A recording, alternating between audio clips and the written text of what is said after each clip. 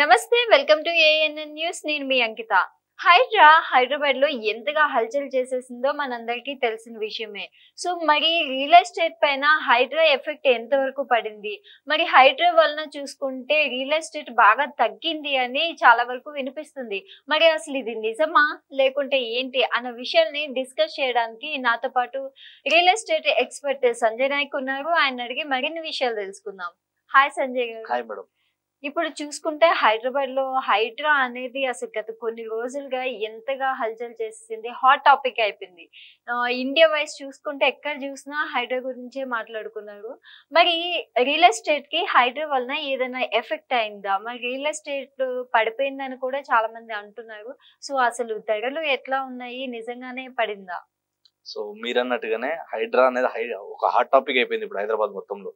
ఎందుకంటే ఇప్పటి వరకు రియల్ ఎస్టేట్ లో ఎప్పుడు కూడా ఇంత పెద్ద లెవెల్లో కూల్చేయడాలు, సో ఇంత పెద్ద లెవెల్లో జనాలని భయపెట్టేది రియల్ ఎస్టేట్ లో ఎప్పుడు జరగలేదు. సో ఈ హైడ్రా వచ్చిన తర్వాత ఏమైందంటే, ఎక్కడైతే లోతట్టు ప్రాంతాలు ఉన్నాయో, ఎక్కడైతే చెరువు కట్టు ప్రాంతాలు ఉన్నాయో, ఎక్కడైతే కాల్వలు ఉన్నాయో, ఎక్కడైతే గొలుసు కట్టు చెరువులు ఉన్నాయో, అవన్నీ కూడా కొన్ని సర్వేల ప్రకారం ఏం చెప్తున్నారంటే మోర్ దెన్ 60% ఇవాళ మన హైదరాబాద్ లో ఉన్న చెరువులలో ఆక్యుపై అంటే మొత్తం కబ్జా చేసేసాడు దాన్ని. దాంట్లో కన్స్ట్రక్షన్ చేయడం వల్ల ఏమైందంటే ఈ వాటర్ అంతా కూడా బాగా స్టోర్ అంటే ఇక్కడ అవ్వాల్సిందంతా కూడా ఇక్కడ నుంచి ఎక్కడికి వస్తుందంటే రోడ్ల మీదకి వస్తుంది, జనాల ఇంట్లలోకి వచ్చేస్తుంది.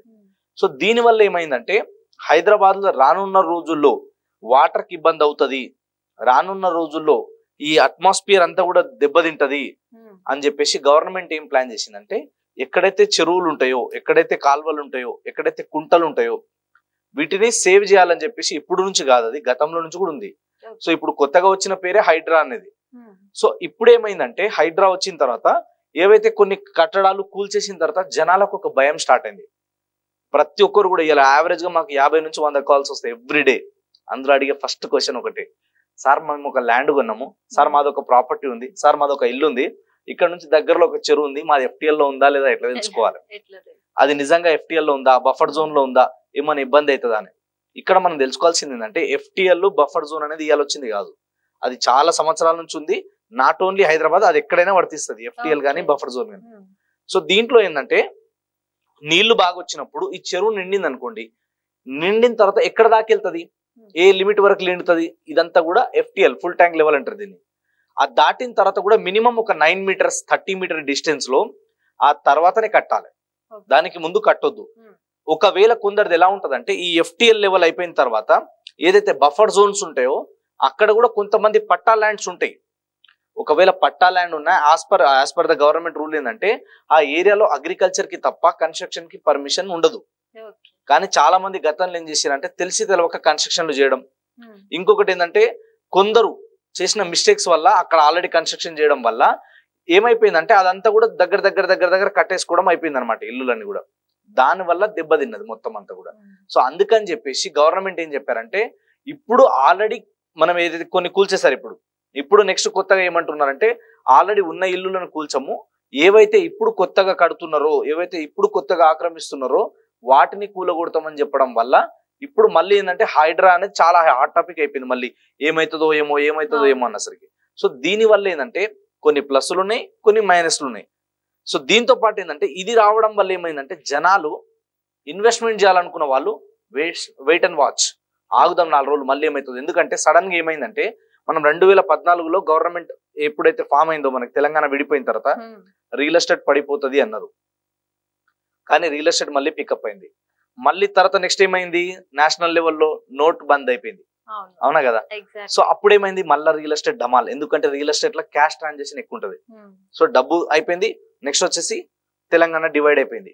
థర్డ్ వచ్చేసి కోవిడ్ వచ్చింది. కోవిడ్ వచ్చినాక అందరూ ఏమన్నారు, జనాలు ఎప్పుడు ఉంటారు, ఇప్పుడు మొత్తం రియల్ ఎస్టేట్ పడిపోయింది అన్నారు. కానీ కట్ చేస్తే మళ్ళీ 2022 తర్వాత రియల్ ఎస్టేట్ పీక్స్ కి వెళ్ళిపోయింది. ఇప్పుడు మళ్ళీ కొత్తగా ఏమైందంటే గవర్నమెంట్ మారిపోయింది. దీని తర్వాత ఏంది, కొత్తగా ఈ హైడ్రా అనే ఎఫెక్ట్ వచ్చిన తర్వాత రియల్ ఎస్టేట్ లో యాజ్ పర్ ద కొన్ని సర్వేలు ఏం చెప్తున్నాయంటే రిజిస్ట్రేషన్స్ తగ్గినాయి, కానీ రేట్లు ఎక్కడ తగ్గిపోలే.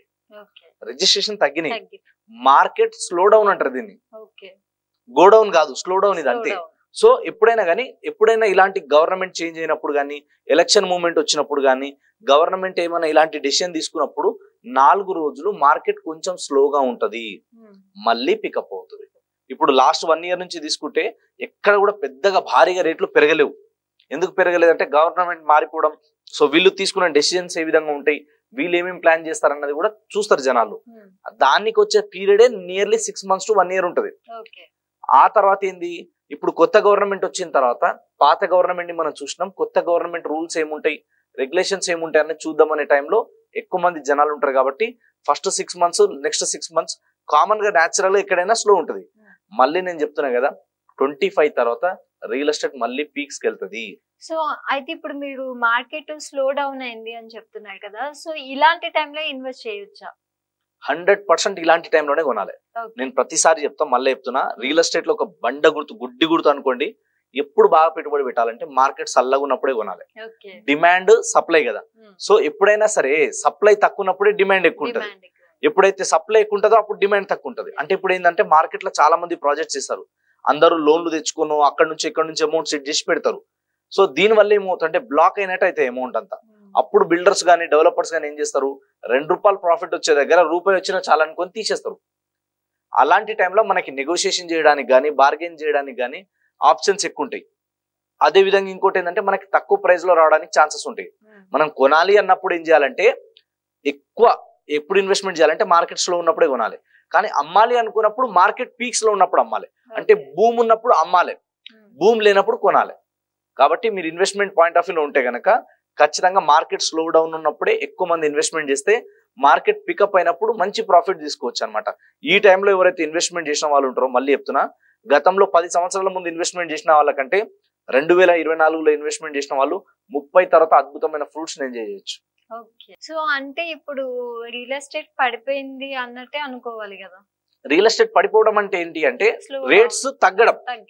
రేట్లు అనేది తగ్గదు ఎప్పుడైనా సరే. ఎందుకంటే మెటీరియల్ కాస్ట్ పెరిగింది, లేబర్ కాస్ట్ పెరిగింది, అప్రూవల్ ఛార్జెస్ అన్ని పెరిగినాయి, ల్యాండ్ వాల్యూస్, మార్కెట్ వాల్యూస్ అన్ని పెరిగినాయి. ఇంత పెరిగినప్పుడు ఆటోమేటిక్ గా ఖచ్చితంగా అన్ని సంవత్సరాలు దాన్ని హోల్డ్ చేయాలి, డెవలప్మెంట్ చేయాలన్నప్పుడు ఖచ్చితంగా వాళ్ళు కూడా రూపాయి ఎక్కువ పెట్టి అమ్ముతారు తప్ప తక్కువకి ఎవరు అమ్మరు. రియల్ ఎస్టేట్ అనేది పడిపోవడం అనేది జరగదు. మరి ముఖ్యంగా హైదరాబాద్ లో అసలే పడిపోదు. ఇప్పుడు మీరు చూస్తున్నది ట్రైలర్ మాత్రమే. రానున్న 10 సంవత్సరాలలో అద్భుతమైన గ్రోత్ చూడొచ్చు. ఒకవేళ ఇంకో విషయం గుర్తుపెట్టుకోవాలి, ఇక్కడ హైదరాబాద్ గురించి మాట్లాడుతున్నాం కాబట్టి, జీపీ లేఅవుట్లలో ఏవైతే నాలాలకి కుంటలున్న దగ్గరనే కూలగొడుతుంది తప్ప ఎక్కడైనా సరే హెచ్ఎండిఏలో కానీ, డిటిసిపిలో కానీ, రెరా అప్రూవ్డ్ ఉన్న లేఅవుట్లలో ఎక్కడ కూడా కూల్చట్లేదు. సిటీ అవుట్స్కట్ లో కూడా. అండ్ ఇంకొందరు ఏమనుకుంటున్నారంటే ఈ హైడ్రా ఎఫెక్ట్ వల్ల బయట కూడా ప్రాపర్టీ కొనాలో లేదో అనుకుంటున్నారు. ఏం ఇబ్బంది లేదు, ఇప్పుడే కొనడానికి మంచి టైము. హైడ్రా అనేది ఒక లిమిట్ వరకే ఉంది. హైడ్రా అనేది చెరువుల కోసం మాత్రమే, వాటిని ప్రొటెక్షన్ చేయడం కోసం మాత్రమే. కానీ అప్రూవ్డ్ ఆల్రెడీ ఏవైతే మాస్టర్ ప్లాన్ ప్రకారం హెచ్ఎండిఏ కానీ, డిటిసిపి కానీ అప్రూవల్ ఇచ్చింది ఉంటే దానికి టచ్ చేసే అధికారం మనకి ఖచ్చితంగా హైడ్రాకు ఉండదు. కాబట్టి అన్ని next 20 years 30 years master plan చూసుకునే పర్మిషన్స్ వస్తాయి, అప్రూవల్స్ వస్తాయి. కాబట్టి అప్రూవ్డ్ ఉన్న లేఅవుట్లలో కొనాలి. ప్రైస్ కొంచెం ఎక్కువైనా పర్లే కానీ సేఫ్ ఉన్నది, సెక్యూర్ ఉన్నది, గ్యారంటీ అప్రిషియేషన్ వచ్చేది చూసి కొనాలి. తక్కువకు వస్తుంది కదా అని ఆశపడి ఏదో టెంప్టింగ్ అయిపోయి మనం కొంటే మాత్రం రేపటి రోజు ఇలాంటి ఇబ్బందులు పడాల్సి వస్తుంది. కాబట్టి ఎప్పుడు ప్రాపర్టీలో ఇన్వెస్ట్మెంట్ చేయాలన్నా ఒక ఎక్స్పర్ట్ సలహా తీసుకొని ఇన్వెస్ట్మెంట్ చేస్తే బాగుంటుంది. థ్యాంక్ యూ సంజయ్ గారు. Thank you.